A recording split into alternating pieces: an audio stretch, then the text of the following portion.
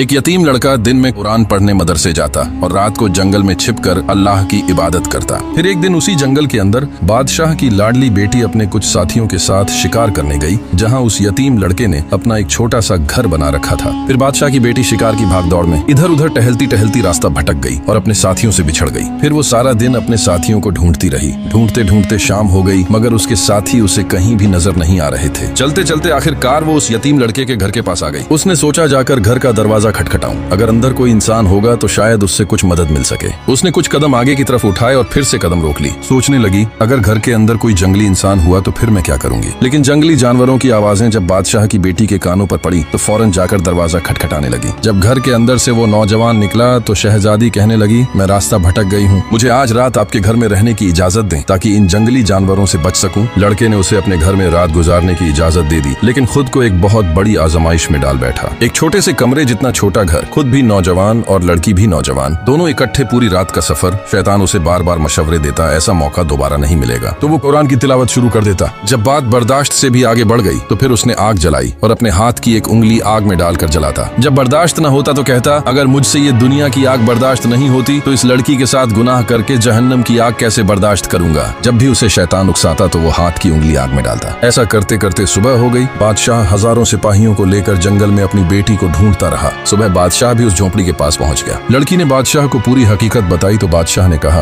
बेटी तुम पूरी रात अकेली घर के अंदर इस नौजवान के साथ थी। मैं तो तुम्हारा बाप हूँ, मैं शायद तुम्हारी बातों पर यकीन कर लूं, लेकिन लोग यकीन नहीं करेंगे, समाज में मेरी नाक कट जाएगी। इस बात को छुपाने के लिए मुझे इस नौजवान को कत्ल करवाना पड़ेगा। तो कहने लगी, बाबा आप मेरे मोहसिन को कत्ल करवाएंगे। तो बादशाह बोला, बेटी मैं मजबूर हूँ, मेरे पास और कोई रास्ता नहीं है। बादशाह ने सिपाहियों को हुक्म दिया, इस नौजवान को गिरफ्तार कर लो। सिपाही उसे गिरफ्तार करके ले गए और जाकर कैद में डाल दिया। फिर लड़की छिपकर इस नौजवान से मिलने के लिए कैद की तरफ जा रही थी तो एक सिपाही ने देख लिया और जाकर बादशाह को बता दिया। बादशाह छिपकर अपनी बेटी को देख रहा था कि देखूं मेरी बेटी छिपकर इस नौजवान के पास क्या करने आई है। लड़की ने जब इस नौजवान से पूछा, उस रात जब मैं जंगल वाले घर के अंदर तुम्हारे साथ थी तो मैंने देखा था तुम अपने हाथ की उंगली बार बार आग में डाल रहे थे, ऐसा क्यों कर रहे थे। तो वो लड़का कहने लगा, मुझे जब भी शैतान मशवरा देता कि लड़की अकेली है गुनाह कर लो तो मैं अपनी उंगली आग में डाल लेता। जब आग की तपिश बर्दाश्त न होती तो सोचता ये दुनिया की मामूली आग मुझसे बर्दाश्त नहीं होती तो इस लड़की के साथ गुनाह करके जहन्नम की आग कैसे बर्दाश्त करूंगा। बस खुद को ये एहसास दिलाने के लिए और गुनाह से बचने के लिए मैं बार बार ऐसा कर रहा था। बादशाह ने जब इसकी बातें सुनी तो चीख उठा, कहने लगा, जिस मुस्तफा के गुलाम का ईमान ऐसा हो वो गुनाहगार कैसे हो सकता है। फिर बादशाह ने कहा, बेटी ये नौजवान सजा का हकदार नहीं बल्कि ताज पहनाने के लायक है। फिर बादशाह ने उसे ताज पहनाया और अपनी बेटी के साथ शादी भी करवाई और बादशाहत के तख्त पर भी बिठा दिया।